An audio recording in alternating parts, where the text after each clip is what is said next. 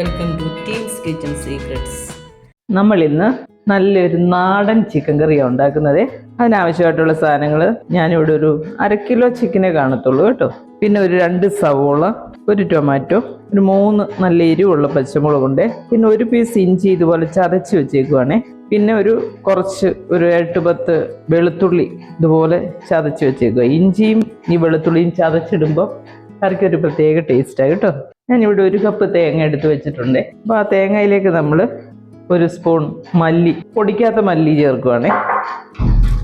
പിന്നെ ഞാനൊരു 5 വറ്റൽമുളക്, ഇത് നല്ല എരിവുള്ള വറ്റൽമുളകാണേ. അതിങ്ങനെ ചുമ്മാ അതൊന്ന് cut ചെയ്തങ്ങ് ഇട്ടേക്കണേ.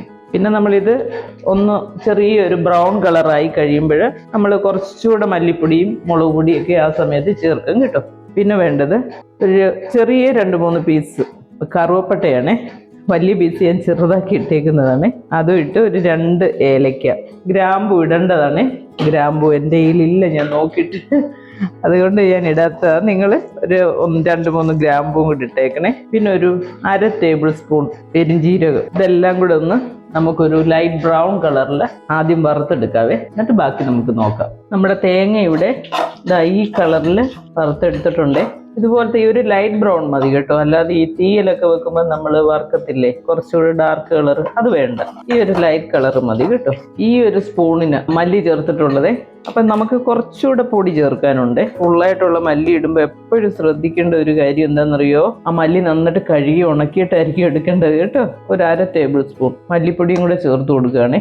1 table spoon Kashmiri chilli പൗഡറാണേ. പിന്നെ 1 ടീസ്പൂൺ കുരുമുളക് പൊടി, 1/2 ടീസ്പൂൺ മഞ്ഞൾപ്പൊടി. ഇത്രയും കൂടെ ചേർത്ത് ഈ പൊടിയും കൂടെ ഒന്ന് ഇതിനകത്ത് കിടന്ന് ചെറുതായിട്ടൊന്ന് അതിൻ്റെ ആ ഒരു റോ ടേസ്റ്റ് ഒക്കെ ഒന്ന് മാറി വരണേ. അങ്ങനെ ഒരു 1 മിനിറ്റ് ഒന്ന് ഇതുപോലെ ഒന്ന് സിമ്മിലിട്ടേ വറുക്കാവുള്ളേ, അല്ലാതെ ഫ്ലെയിം കൂട്ടി വെച്ചാൽ പൊടികൾ പെട്ടെന്ന് കരിഞ്ഞു പോകും. ഈ മല്ലിപ്പൊടിക്കാണെങ്കിലും മുളക് പൊടി, മഞ്ഞൾപ്പൊടി, അതിനൊക്കെ ഉണ്ടൊരു വല്ലാത്തൊരു റോ ടേസ്റ്റ് ഉണ്ട്. നമ്മൾ ഈ ചൂടാക്കുകയോ അല്ലെങ്കിൽ എണ്ണയിലിട്ട് വഴറ്റുകയോ ചെയ്യുമ്പോഴാണ് അതൊക്കെ മാറി കിട്ടുന്നത്. എൻ്റെ വീഡിയോ ഫുള്ളായിട്ട് കാണാൻ നോക്കണേ. നമ്മൾ ഈ ചെറിയ ടിപ്സ് ഒക്കെ പറഞ്ഞു തരുന്നത് അപ്പം നിങ്ങൾക്ക് മനസ്സിലാക്കാൻ പറ്റും. സ്കിപ്പ് ചെയ്ത് പോയാൽ ചിലപ്പോൾ അതായിരിക്കും മാറി മാറി പോകുന്നത് കേട്ടോ. ചാനൽ ഇഷ്ടമാവുകയാണെങ്കിൽ ലൈക്ക് ചെയ്യാനും ഷെയർ ചെയ്യാനും സബ്സ്ക്രൈബ് ചെയ്യാനും മറക്കല്ലേ. ഇവിടെ റെഡി ആയിട്ടുണ്ട്. ഇനി ഇത് തണുത്തതിന് ശേഷം മിക്സിയുടെ ചെറിയ ജാറിലിട്ട് നമുക്ക് നന്നായിട്ട് അരച്ചെടുക്കണേ. കടായി എടുത്ത് വെച്ചിട്ട് വെളിച്ചെണ്ണ ഒഴിച്ചു കൊടുത്തിട്ടുണ്ട്. ഒരു 2-2.5 ടേബിൾ സ്പൂൺ വെളിച്ചെണ്ണ കാണും. നമ്മൾ ഇങ്ങനെയുള്ള നാടൻ കറികൾ ഉണ്ടാക്കുമ്പോൾ എപ്പോഴും വെളിച്ചെണ്ണ വേണം ഉണ്ടാക്കാൻ. ഇനിയിപ്പം നമുക്ക് ഈ ഇഞ്ചി, വെളുത്തുള്ളി, സവോള, പച്ചമുളക് ഇതിട്ട് വഴറ്റിയെടുക്കുക.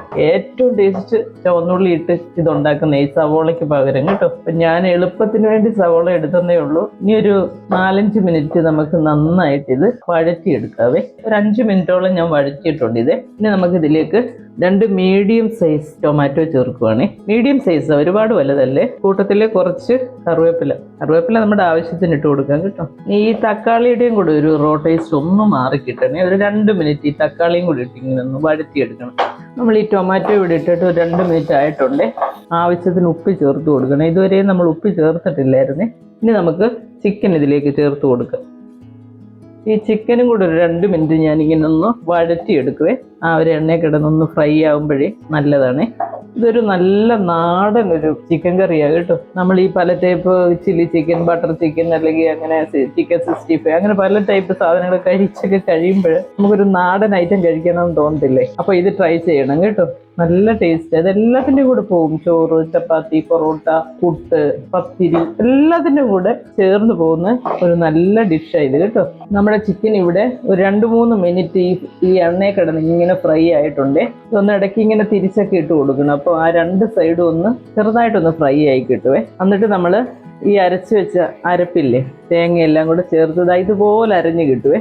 അത് നമുക്ക് ഇതിലേക്ക് ചേർത്ത് കൊടുക്കാം.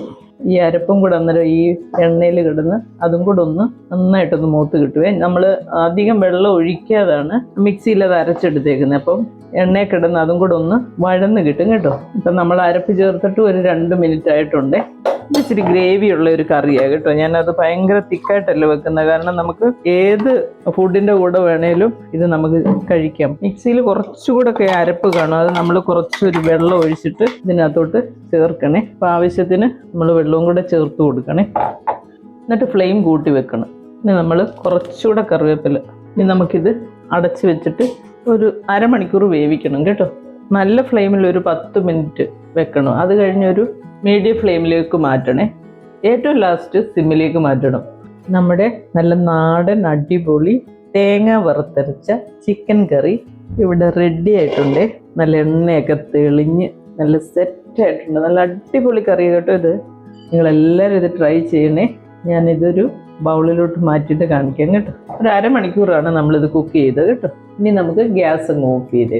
ഓഫ് ചെയ്യുന്നതിന് മുമ്പ് വേണമെങ്കിൽ കുറച്ചുകൂടെ കറിവേപ്പില, നാടൻ കറിക്കൊക്കെ എപ്പോഴും കുറച്ച് കറിവേപ്പില കൂടുതൽ നല്ലതാണ് കേട്ടോ. അപ്പോൾ അതും കൂടി ഇട്ട് കഴിഞ്ഞാൽ നല്ലൊരു മണം ഇങ്ങോട്ട് വരുവേ. അപ്പോൾ നമുക്ക് ഗ്യാസ് ഓഫ് ചെയ്തേക്കാം. നമ്മുടെ തേങ്ങ വറുത്തരച്ച ചിക്കൻ കറി ഇവിടെ റെഡി ആയിട്ടുണ്ട്. ഇത് നല്ല ചൂട് ചോറ്, ചപ്പാത്തി, പൊറോട്ട, പിന്നെ പത്തിരി, പിന്നെ പുട്ട്, പിന്നെ നമുക്ക് ഇഷ്ടമുള്ള എന്തിൻ്റെ കൂടെയും പോകും കേട്ടോ. നാടൻ കറിയാകുമ്പോൾ എല്ലാത്തിനും കൂടെ ചേർന്ന് പോകും. അപ്പോൾ നിങ്ങൾ എല്ലാവരും ഇത് ട്രൈ ചെയ്യണം. നിങ്ങൾക്ക് എല്ലാവർക്കും ഇഷ്ടമാകും കേട്ടോ. അപ്പോൾ നമുക്ക് അടുത്തൊരു വീഡിയോ ആയിട്ട് അടുത്ത ദിവസം കാണാം. Thank you.